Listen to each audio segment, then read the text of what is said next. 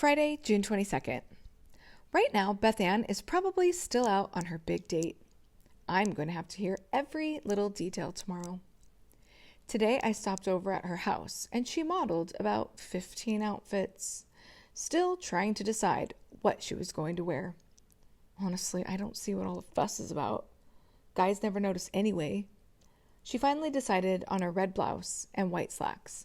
I thought she looked a little fat in that outfit, but she was such a wreck that I didn't dare say so. Then she messed around with her hair for about 3 hours, trying to decide whether it looked better up or down. At about 4 o'clock, she said she had to take a bath and start getting ready. Derek and his brother were arriving at 7.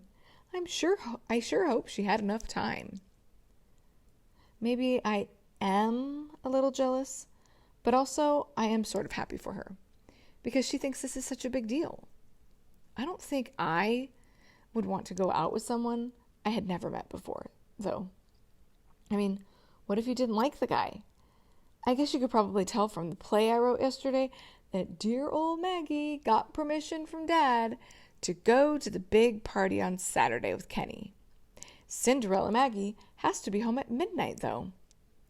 Today was Maggie's day to watch Tommy, but she traded with me because she had to go out and buy a dress. Brother. She came home with this skinny black dress that has almost no back. I think Carl Ray is putting on a few pounds. No wonder. Maybe he didn't get fed at Aunt Radine's. The biggest news of the day came at dinner when Dad said, for about the millionth time, "So, Carl Ray, find a job today?"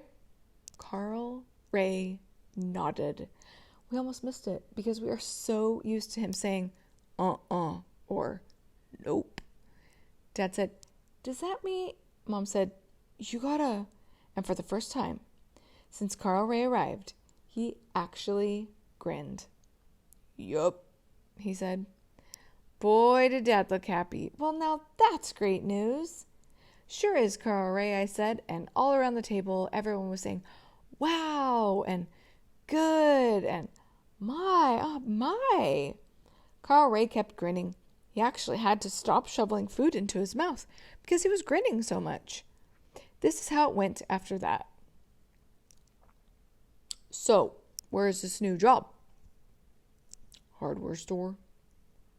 "Furtz's Hardware?" "Yup." "Wow. And what will you do there?" "Don't rightly know." "You don't know what your job entails?" "When do you start work, Carl Ray?" "Monday." Do we sound like a boring family or what? Well, anyway, at least Carl Ray found a job. And at least he knows when he starts. Saturday, June 23rd.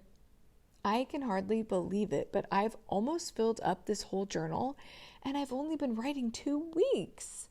I went out and bought another one today because I like doing this.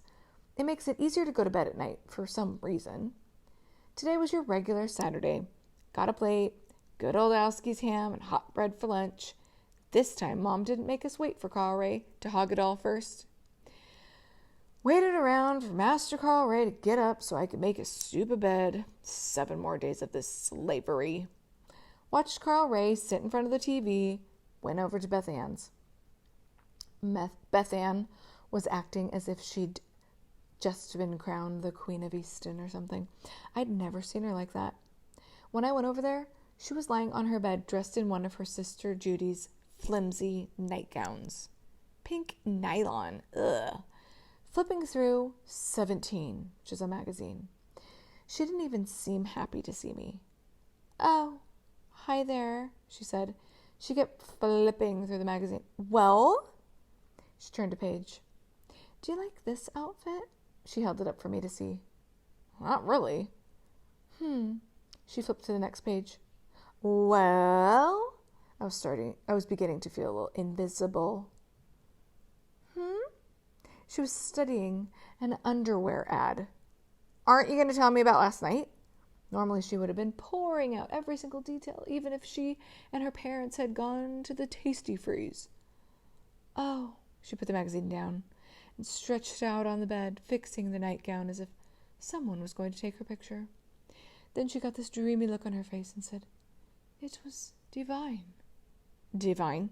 Did she just say divine? "Derek is truly wonderful." Truly?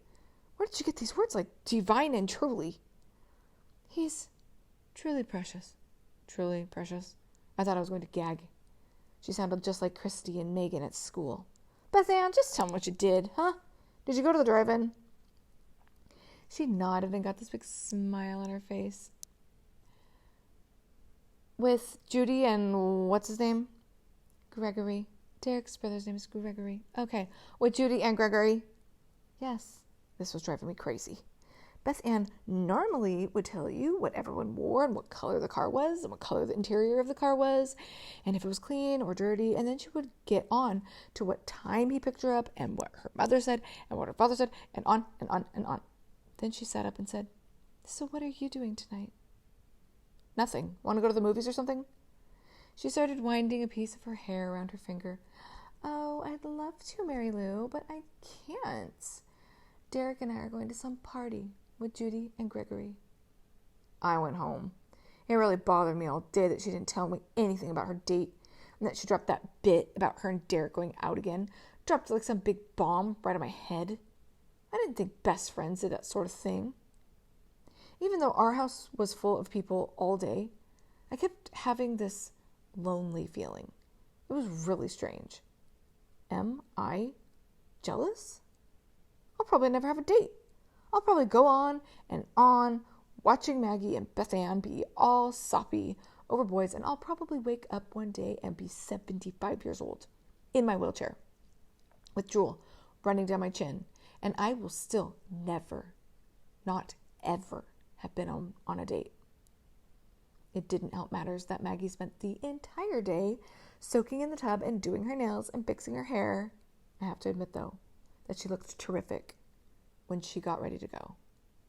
When Kenny came to pick her up, he came into the house and sat down. He never sits down, and pretended to talk like an adult to my father.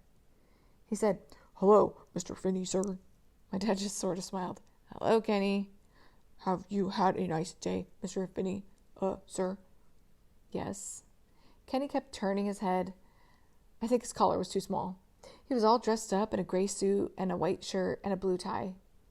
"So, where exactly is this party?" my dad asked. Yes, sir, it's at the Fergusons. Do you know Bill Ferguson?" "No, I don't think I do." "Well, he is a very nice guy. You'd like him, Mr. Finney. Well, I think you might." "And where exactly does this Bill Ferguson live?" He lives in this big house over in Norton, 733 Lindale Street. Here's the phone number. I wrote it down for you." My dad looked at the piece of paper Kenny gave him. So they went on like that until Maggie came downstairs and everybody fell all over her, saying how terrific she looked. Carl Ray kept staring at her as if she was some sort of goddess or something. And of course, Dad reminded her to be home by midnight. And Kenny right away said, "Oh, of course, sir. Midnight it is. Very good." It's now 11 o'clock. I wonder what time she'll really be home.